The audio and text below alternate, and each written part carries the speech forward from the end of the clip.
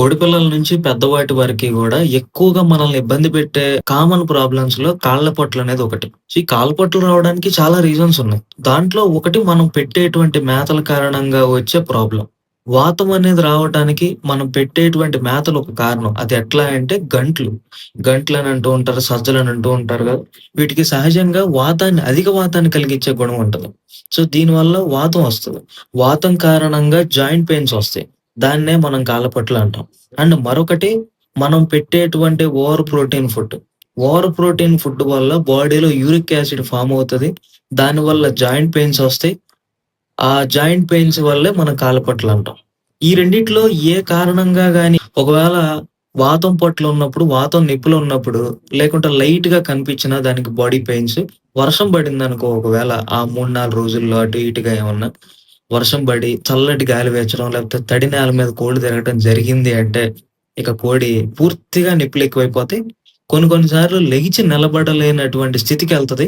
కొన్నిసార్లు నిలబడి నడవలేని స్థితిలోకెళ్తది. సో, కాబట్టి మనం పెట్టేటువంటి మేతలనేవి జాగ్రత్తగా అబ్జర్వేషన్ చేసుకుంటా మేతలు పెట్టాలి.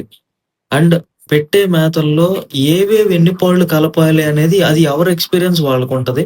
కాకపోతే మనం కోడిపిల్ల 2 నెలలు, 3 నెలల నుంచి పెట్టే మేతల్లో ఖచ్చితంగా రాగులు అంటే సోళ్ళు అనేది ఖచ్చితంగా యాడ్ జేయాలి. అది నెమ్మదిగా 10% 20%తో మొదలయ్యి ఆ సోళ్ళు పర్సెంటేజు తొమ్మిదో నెల, ఎనిమిదో నెలొచ్చే వరకి 80-85% వరకి పెరుగుతా ఉండాలి సోళ్ళు పర్సెంటేజ్. అప్పుడు మనం కోళ్ళల్లో వచ్చే కాళ్ళపొట్ల కంప్లెయింట్‌ని కొంతవరకు రాకుండా మనం జాగ్రత్త చేసుకోగలుగుతాం. అండ్ అంతే కాకుండా నేను రాగులు పెడుతున్నాను గదా! నేను ఖచ్చితంగా కోడిగుడ్డు ప్రతిరోజు మేపుతాను. లేకపోతే నేను ప్రతిరోజు ఇంకోటి ప్రోటీన్ ఎక్కువగా మేపేస్తాను అంటే నై చల్తా. అప్పుడు మళ్ళీ కాళ్ళపొట్లొచ్చేస్తాయి.